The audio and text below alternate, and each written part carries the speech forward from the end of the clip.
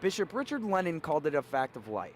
The Catholic Church is coming out of a period of financial distress and had to close or merge more than 50 parishes. You may be very sad about it, but the reality is that the utilities have to be paid. It's a never-ending saga that the Diocese of Cleveland can't get away from.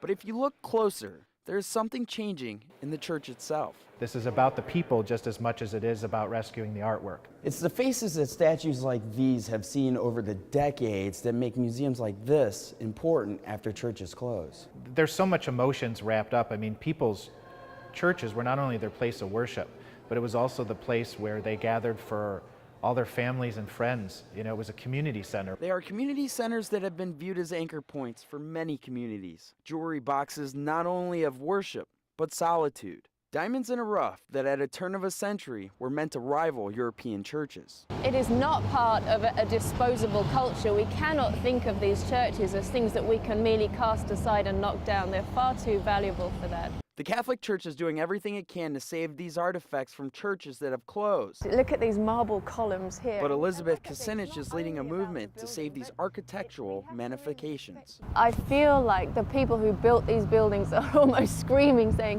what are you doing? If we as a community can come together, and if these buildings really do mean as much to us as I believe that they really do, then there is an opportunity to move forward. The opportunity may be simple. Spiritual tourism.